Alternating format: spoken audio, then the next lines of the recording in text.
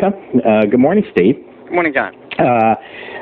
Before we actually get started, the small pieces I know about you come from some of your cohorts at different companies, too.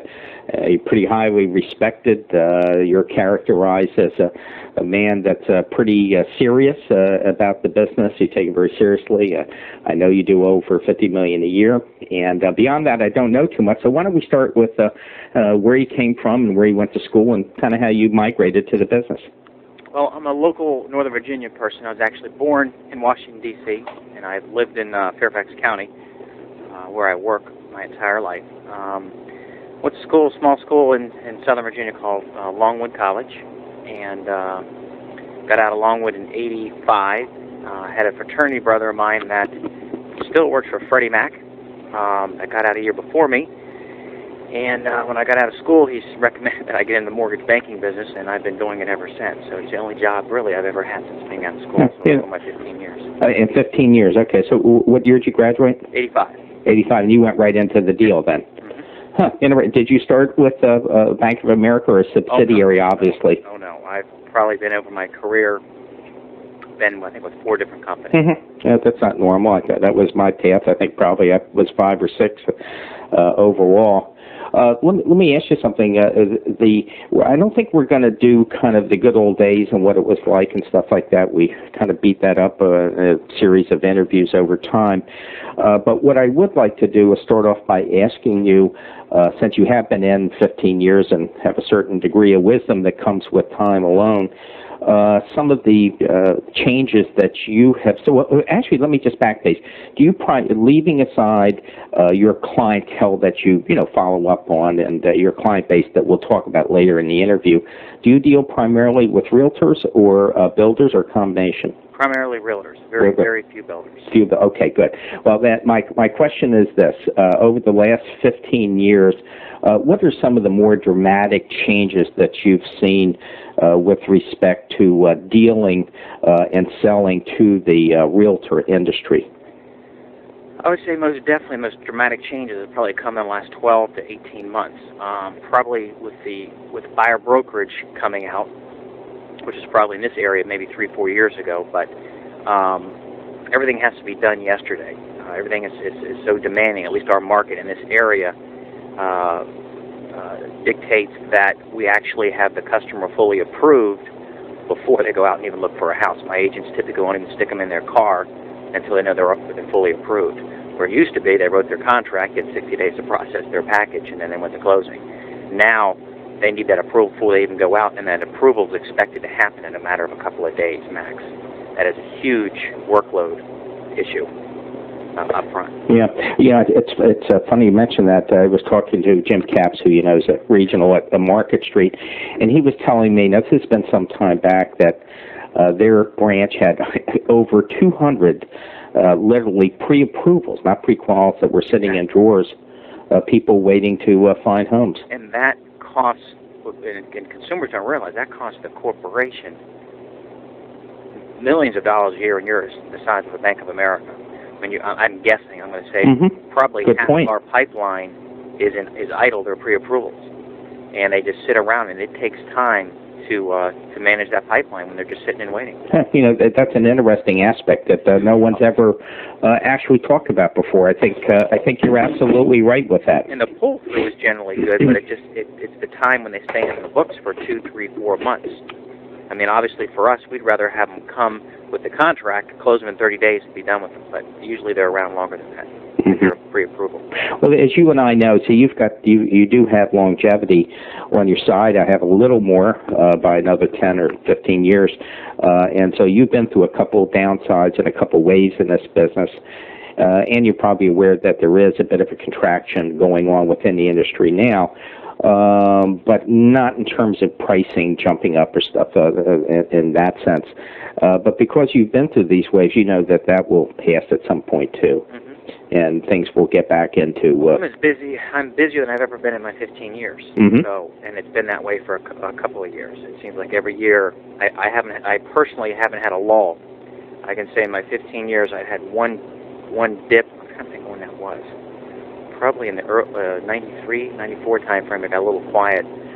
But other than that, every year has been better than the previous year. Well, I know that you have a reputation of being a very solid producer over the long haul, as opposed to some people who kind of jump up in little bits and pieces. Yeah, I've never been a refinance person. I am one that, even in the refinance boom in '92, and Frank Donnelly will back me on this when I was over at Crestar. Yeah, no problem. When the refinance boom hit in '91 and '92, then again a few years back, typically over 80 to 85% of my business was purchases. I personally frown upon refis. I feel that there's enough purchase business out there that if everybody else is going to stay off the streets and do refinances, more power to them. At least it lets me be on the streets and get all the purchase business. And when times are slower for most people, they're not for me because I've been out there establishing my clientele. So I am not a believer. I wondered if you would, because our listeners out there, I think there's a lot of young people, people that just have 2 or 3 years in the business, some of them even more that, unlike you and I, have not been through one of these fundamental waves that, could take out a lot of people in this business. And I don't think they understand the serious. They're listening to you, I think, out there. I'm not sure there's a lot of them that really understand how serious this can be if they don't do it like you're suggesting. And so I just wonder if you would go into that in a little more depth out there. Well, my philosophy is obviously when the market is slowing down like it has been for most people, most of my clientele are obviously my real estate agents, and a majority, or the second largest percentage of my referrals are from my customers. So if I am out there doing business with purchase transactions, when it gets quiet, when everybody was off the streets during the refinance boom, I've built those relationships with those realtors and those agents that is ongoing. And you hear time and time again when those times are out that, oh, Steve, you're the only one out visiting accounts, you're the only one out and about. I will say now, after 15 years, that I'm established well enough that I only do things on a referral basis, and I'm fortunate that I don't have to make calls. I don't make sales calls, which I thoroughly enjoy doing. A lot of loan officers don't like making sales calls. I've always loved it. It was the passion of my job up until probably about the last year. I've just gotten so busy on the units, and we finally went to automation on a computer. And the computer, believe it or not, takes an enormous amount of time. That's kind of pulled me off the streets. But you've got to get out in the streets, and I am not a believer in a rate sheet. Why? You are if you're playing poker, you're showing your cards to all your opponents. And you can always go out with something other than quotes. There's no need to go out with a quote sheet. I think it's a way of putting a nail in your own coffin. At least our market here, it's so competitive that even from an eighth or a quarter point different, in some cases, if a customer picks it up or picks up 2 different sheets, the customer doesn't have the loyalty yet, they're going to go with the guy with the lower price. So rather than that, I'd rather have the opportunity to sell them on myself or Bank of America or my products than I do on rates. You know what I think is the classic kind of bait and switch? I'm sure you're going to agree with me going in, but no one's ever talked about it, and that is, I know for the Washington area, and I suspect other urban areas and maybe even suburban areas, on Thursday, the rate sheet compiled from different companies, either through services or whatever, you get this nice quarter-page thing showing the rates of 30 companies. And people read these things on Saturdays, but the fact of the matter, you and I know these things are put in the paper with deadlines of Thursday. And so people go in there and they put these rates in that really do not represent reality. And if you get my drift, and so people see them on Saturday, just like you say, they go right to the lowest rate, call up, and, at some point in the deal, it's, well, God, if you had only called on Thursday, but by that time they have you on the phone. And the other thing I find about rate sheets, and we're all notorious for this, lenders picking up other people's sheets, I think it's important to know what your competition has for type of product, and, historically who is sharp on the arms or the fixed or the first-time buyer. But I find that, and there's still people in my office here that have been doing it for years, the other thing that happens is when you pick up someone else's sheet, you're kind of beating yourself up. I used to find that if I picked up their sheet and I used to see consistently someone who's lower than me on a product or something, then in my mind, you come in on that, and it kind of brings you down. So that's another reason why I'm not a believer on quote sheets and picking them up, because they're not necessarily accurate. And it has a way to pull you down. You know, it's funny you mentioned that. I really like that. It's kind of a negative reinforcement, but I like it nonetheless. That the fact of the matter is, you've already said up front that you think it's fun and you really like to make sales calls. I find that's an interesting area in and of itself. I want to jump back into that in a minute. But I also find that that's an interesting comment, that, you know, it's nothing more than a twist on, you know, getting out there and sell what you have and being positive. You can't sell something you don't have. And the grass is always greener on the other side, but it's always green on your side, too. You just got to figure out which things are working for your company. And there's top producers in every company. Find out what's making those top producers tick. Now, their markets might be different. So, in other words, here might be different than obviously our California. California is obviously jumbo and super jumbo is their niche. And here we're probably the whole other extreme. But so often I see people go around picking up other lenders' quote sheets and saying, oh, God, look at this, look at that. It doesn't matter. You don't have it. Yeah, you know, it's funny. One of these days I'm going to do a whole interview on negativity and its effects, and it pulls you down. You're a good starting point, because you're right. It's like a cancer. You and I have been around, once again for the final time, a long time, and there's nothing worse in an office than seeing loan officers, and there's always a couple, there's always that one out there that's just negative all the time, that's bitching about the rates, bitching about the price, bitching. And those people, a lot of energy away from what you should be doing. Right. Well, and not only that, they're cancer on everybody else. Yeah. Yeah, that's interesting. Let's go back to something that you were talking about, and I happen to like this area. I've discussed it not a lot, but and that is why you find that it's fun to make sales call. And I wondered if you were articulate your philosophy on that. There's a lot of loan officers out there who almost find it bordering on a chore. And oh gosh, it is not a chore at all for me. I could be out every day, all day.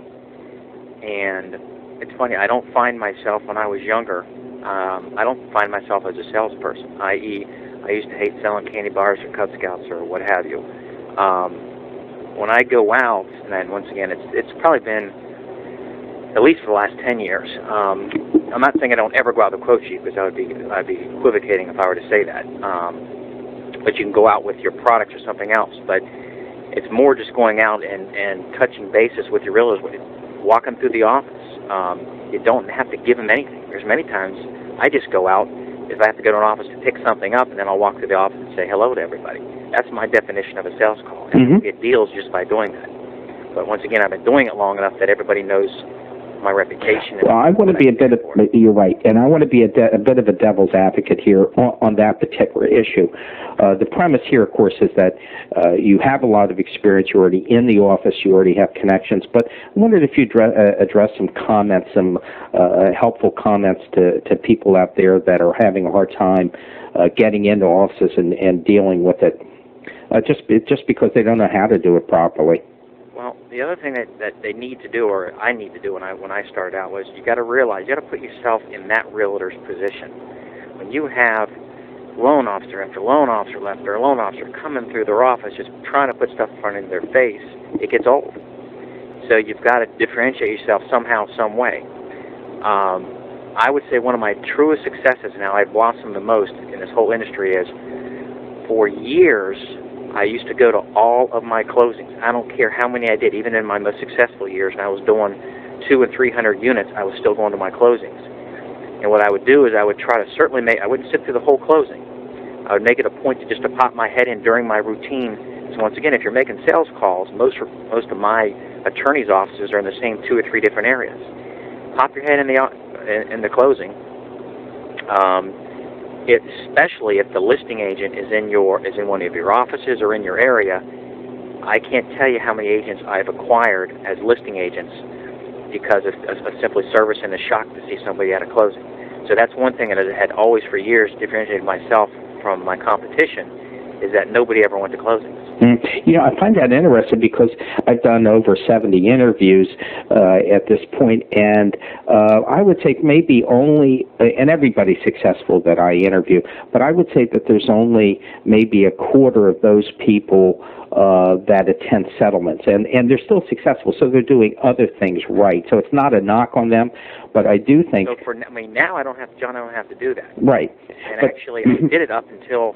I'm going to say up until probably 2-3 years ago. Yeah, don't you every settlement? Yeah, don't you think that's just a wonderful tool for somebody that's new to the business? And plus, it's a sales call.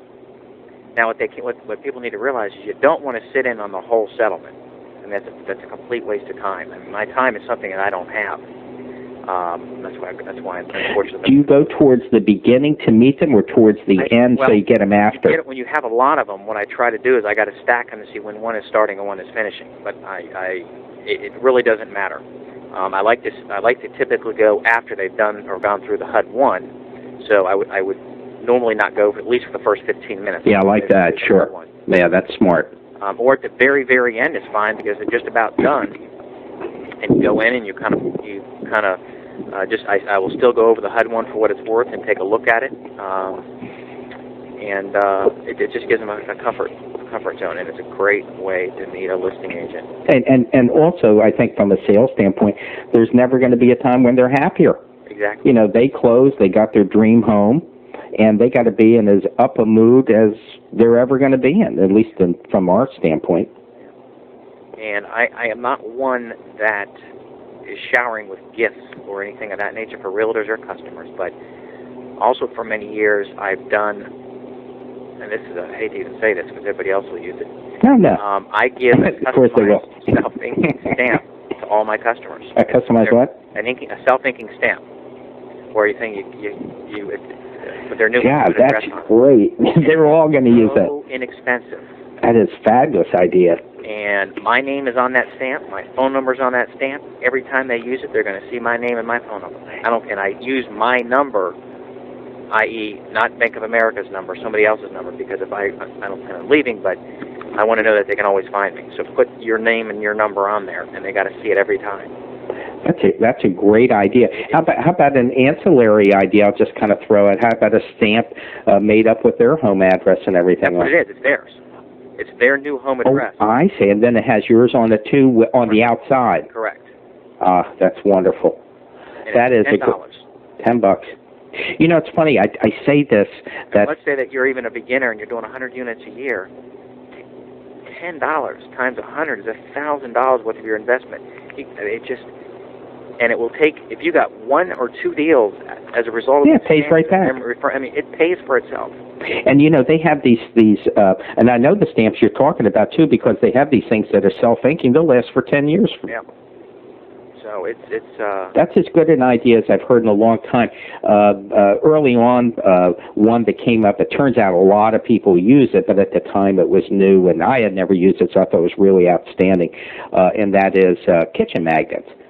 That people put in their business card. It's amazing. I talked to Kathy Neal, who works in your area with HSBC, works the McLean, Great Falls area, and she used kitchen magnets, and she was telling me that she just gets an incredible amount of business from these little $1 magnets. People are going to like them or they're not. They're going to toss them in the garbage or they're going to keep them. Right. If they keep them, are they going to pay for themselves? Right, exactly. And I think there's also something a little bit deeper in here, and that is it was a comment made to me in another interview where, it was a very telling comment, and this will loop back exactly into what you're doing. And the interview went like this. Somebody who I was interviewing did something for a client, was sending out a newsletter or whatever, called in and said, you know, you were the only person in this transaction that has ever kept in touch with me. I cannot even remember who my realtor is. And I thought that was a very telling comment, because here, by using simple things like magnets or what you're doing or sending newsletters out, you're keeping your name in front of them. Out of sight, out of mind. You know, for some reason, as human beings, we think that because we did a loan for somebody, they're going to remember us forever. When the fact is, no, they usually don't. Yeah, right. A year from now, they don't even know what you look like. I will proudly say also last year that I got the #1 rating for customer service in all of Bank of America Mortgage. Wow. So I pride to me, that's it was a shocker. So I firmly believe in customer service, and it makes me feel good because that means my customers feel that they were treated well and fairly, and they would do business with me. So I am a firm believer that customer is. Why don't we kind of switch over then? Eventually, we do get on customer service and maintaining databases and how that aspect is done. So, since you got the award, let's do it sooner rather than later. And I wondered if you would get into what specifically you do, starting with how do you maintain your database?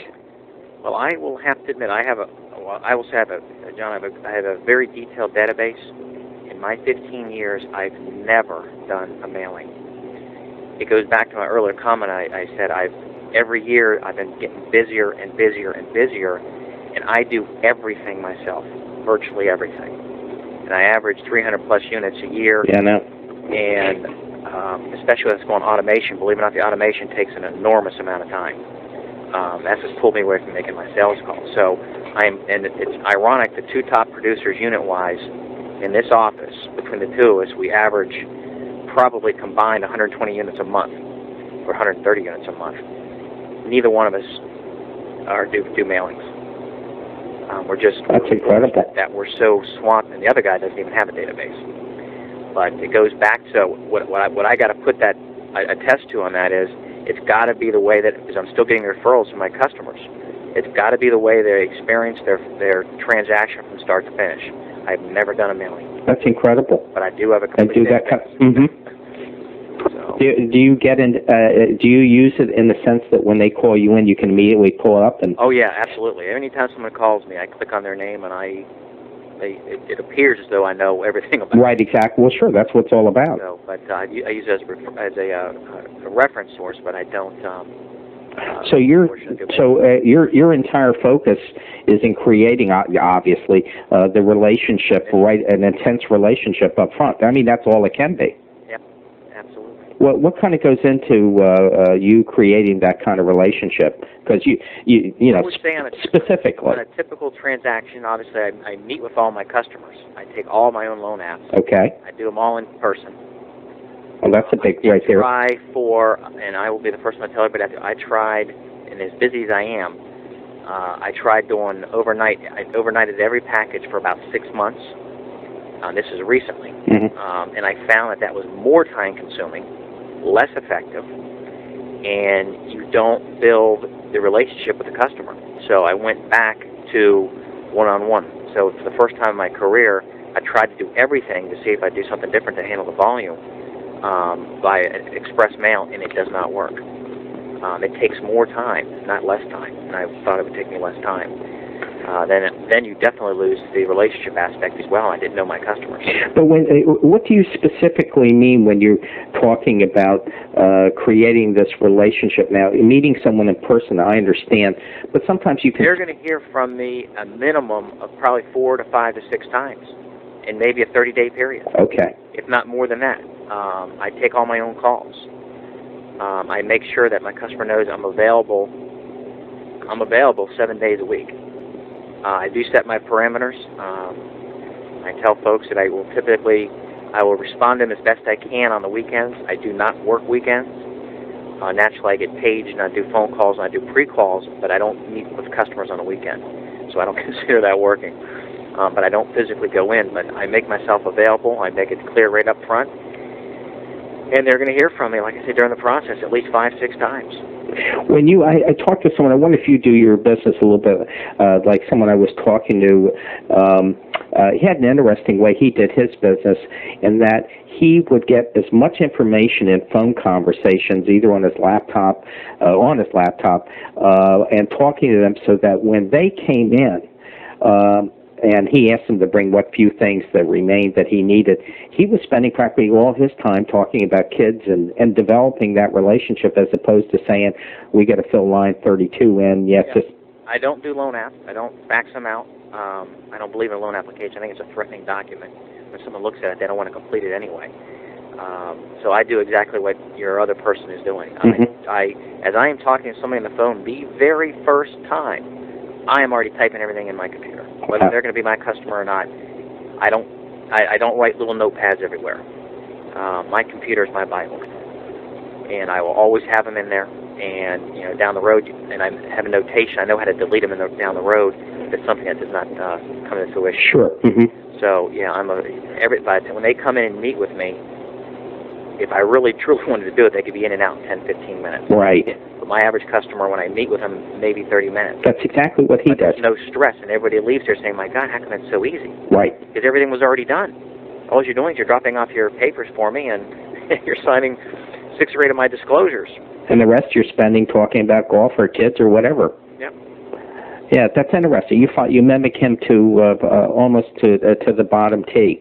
And I think the lesson out there for those that are listening is the fact that when these people come in, there's 2 ways you can do it. Either you can sit down and do a 10:03 and drive everybody crazy, and they walk out can't remember your name, or you can spend casual time talking to them, creating a relationship. I do fax out an information sheet. But it is quite basic, and it takes somebody all 5 or 10 minutes to complete. And I require them to fax it into me before I meet with them. You know what? I just remembered who I was talking to. It was either a guy named Steve Peterson or Dave Casano about that. And they use that, and he does the same thing. He says, I just have really a non-threatening document. Exactly. He says, I need just a couple things from you. Yeah. And to me, it also commits them to myself. If someone can't spend 5 or 10 minutes to fill out my form and fax it back to me, then they're not serious about the transaction anyway. And like I said, it does not look like a loan. It's not a loan application. Yeah, that knocks out your rate shoppers, Yeah. It's meant to be very basic. Plus, they fill in the blanks and allows me to digest where they're coming from. I can know everything about them, i.e. if they have any cash or if they have any second income or what have you. But the important thing is when I meet with them, virtually everything is already done. And obviously with this day and age, my credit reports are done when I'm talking to them on the phone, but for the sake of argument, I'm just gathering documents and having them sign my stuff. But when you bottom line this, this is all relationship building. Yeah. And if you tell them up front, hey, give me this now, when we meet, it's going to take us 30 minutes, that sounds a lot better. Most folks think it's going to take an hour and a half. 30 minutes. I'm not a rush. I'm not a rush. I try to force anybody out. You intimated something earlier. Do you take all your loan apps in your office? Absolutely. And why do you do that as opposed to their home or at the office? I do it because from a time stand, I have 6 today, by the way, back to back, starting at 1 o'clock, or actually starting at 11 o'clock. Because I have to stack them, and I do so many units, I don't have the luxury of going to them. I used to go to them, absolutely, and I think that's another great way when you don't have the units. And actually, I'm a firm believer, if you can, to take every loan app you can absolutely take in the real estate office. You want your face in that office, in their conference room with the door open, so every other agent sees you in there. So I'm a firm believer in taking them outside the office, but I'm fortunate, once again, that I'm to the stage that I don't need to go to them. They're going to come to me. How do you, I want to ask you a pointed question here. How do you specifically control them to get them to your office? And this is directed, obviously, to our listeners out there who'd like to do that. I think it goes back to the fact that when they fax that 2-page information into me, I tell them, you send that back in, we'll meet, it won't take us but 30 minutes, and people are excited to come in. I don't ever have somebody say, oh, I don't want to come in. Now, if they're really opposed, and I have people that'll drive, I'm up in Northern Virginia, I have agents that I've never met in Woodbridge, Lake Ridge, Dale City that I've never even met, that their customers are happy to drive up here. I tell them I'm available. For our listeners, that's about a 35 to 40-minute drive. At least. That's in good traffic. At least. And I tell them I'm available. I'm a morning person. I'm available anytime they want to start in the morning, and up until I will start an application as late as 6 or 7 o'clock at night. So I truly work during the 5 days at least 60 to 70 hours a week. They can't fit me in their calendar then. I can't not doable about it. I'm here 12 hours a day at least. Just back to realtors for a second, and we'll be wrapping up a little bit. But when you're dealing with realtors, do you have a particular pool of realtors that you deal with, or do you go broad-based? No. Once again, I'm fortunate. Again, I find that at my stage, I choose who I want to do business with, and I enjoy. I also hear so many times from other loan officers say, "Oh God, another realtor," or "I hate my realtors," or I love my realtors are my friends. Right. My realtors are probably 10, 15, 20 years to my senior. But I consider them my friends and my colleagues more so than I consider my agents. And they treat me the same way. So I can honestly say out of my database of realtors that I work with consistently, there's probably at least 20, 25 of them. They're my friends. Yeah, that's a big core. None of them do I not get along with. So I think it's like anything else. You hang out with people you like, when in your personal life. And as from a real estate standpoint, once again, I'm fortunate that I do business with people that I like, which means typically their customers are the same way.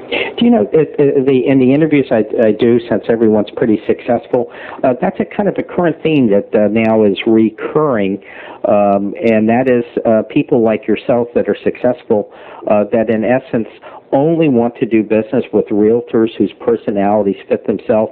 And I'll go one step further and tell you that I've probably had 3 or 4 interviews where they have been very vocal about actually firing a realtor. Oh, I've done that. Absolutely. Mm-hmm. They consider that an important part of doing business, the ability to recognize a realtor that you can't do business with, even if you're getting business from them. Mm-hmm. Exactly. There's always more business out there. And I try not to ever be condescending, especially to an agent, but if it's not going to work out, there's nothing wrong with saying, hey, look, this is how I do things in a nice tone, and if it's not going to work for you, then you might want to choose to do business somewhere else. But this is how I do it, and it goes back to making myself available.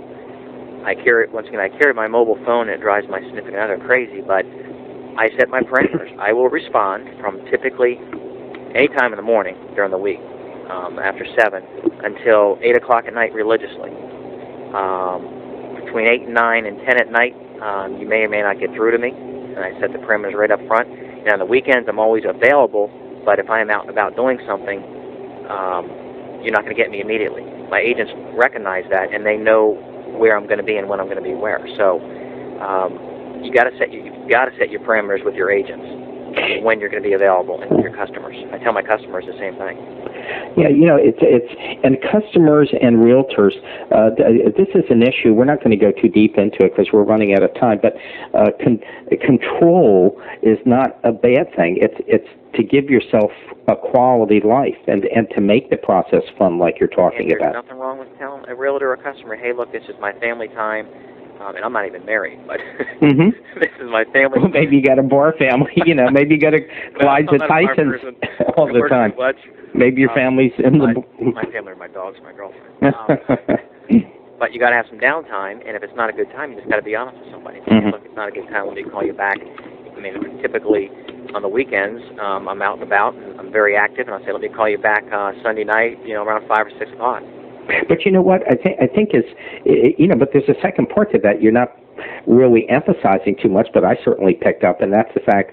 On the one hand, you're saying you're setting limits, but on the other hand, you are making yourself available, at least by phone. Always available. Right. I will not take a phone call. Right.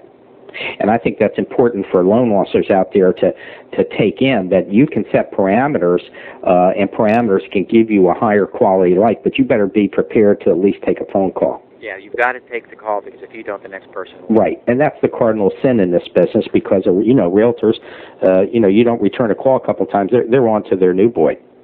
Absolutely.